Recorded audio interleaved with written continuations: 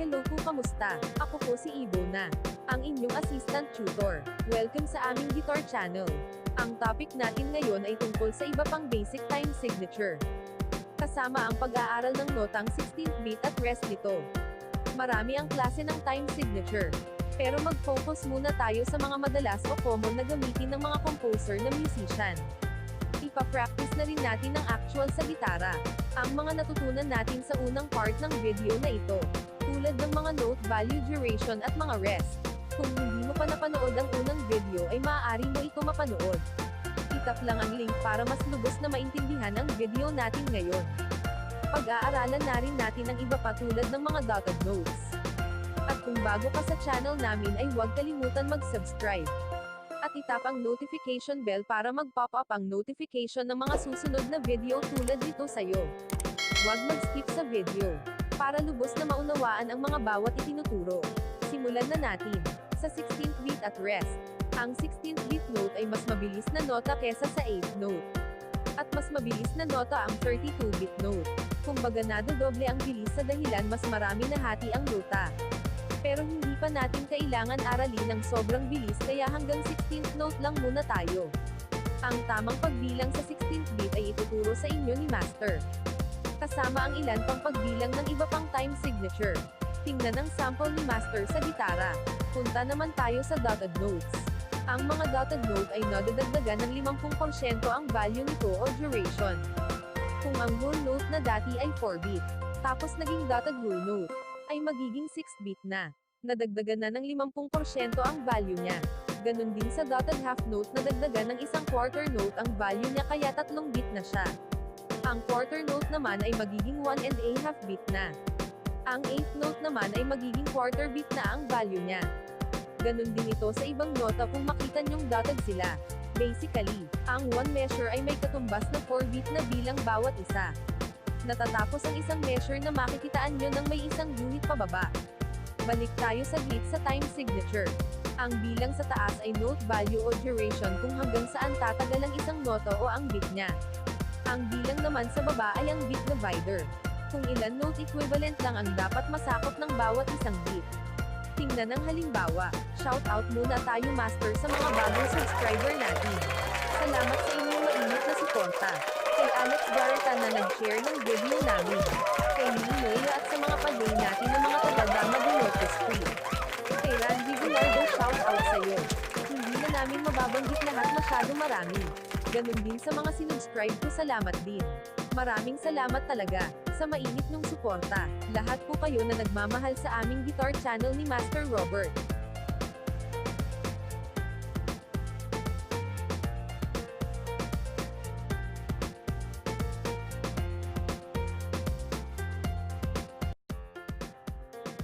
Mga master, hindi ko na masyado hahabaan tong pagpapaliwanag ko kasi pinaliwanag na ng aking partner na si Ibona. Pa-practicein na lang natin ng mas mabilis. Ang gawin natin example ay dito sa may 3rd fret ng high E string sa G. Ang 16-beat note kasi medyo mabilis siya. Kailangan kasing mahabol yung bawat isang beat. Kaya kung mas maraming nota, kailangan mahabol mo yung beat. Kaya medyo mabilis siya. 1E and the 2E and the 3E and the 4E and the... Kung saan nyo nakita yung rest, kailangan magbigay kayo ng pause. Yun kasi yung ibig sabihin ng rest. Hindi ka tutunog dun. Kung saan nakatapat yung rest nya sa 16 note, ay dapat bigyan nyo pa rin ng rest. Tulad nitong sample natin na nasa screen nyo, count and rest. Okay? Dito naman tayo sa next sample natin. 2-port. Itong 2-port ay 2 beat per measure naman siya. So magbibilang lang kayo ng 1, 2, 1, 2. ganun. Bali, ang time natin ay 60 beat per minute. Yun ang susundan nating tempo. Basahin natin yung nasa baba. 1, 2, 1, 2, 1, 2, 1, rest. Sa 3/4 naman ay 3 beat per measure. 1, 2, 3. 1, 2, 3, 1, 2, 3, 1, 2, 3, 1, 2, 3. Sa 6/8 naman, ito yung example ng compound time signature. Triplets naman siya. Bali, ang pagbilang dito ay 1 and 2 and 1 and 2 and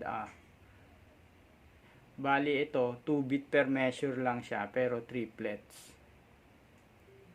1 and 2 and 1 and 2 and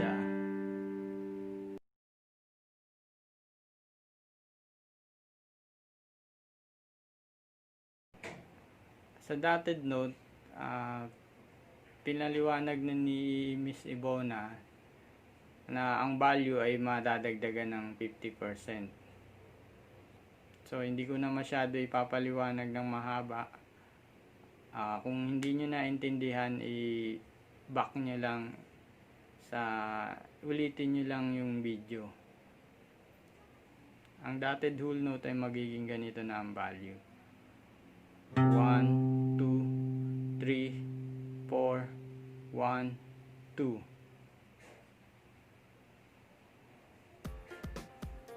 Ang half note ay magiging ganito na. 1, 2, 3.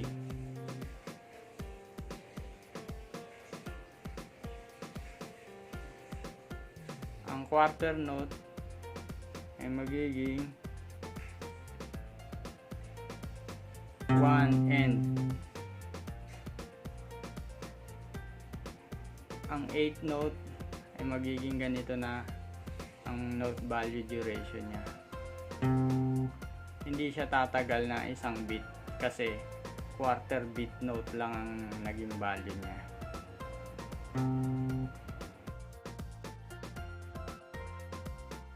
Okay, practicein natin yung natutunan natin, yung mga note value and rest. Okay? 1, 2, 3, 4. 1, 2, 3, 4. 1, 2, 3, 4. 1, 2, 3, 4. 1, 2, 3, 4. 1, 2, 3, 4. 1 and 2 and 3 and 4 and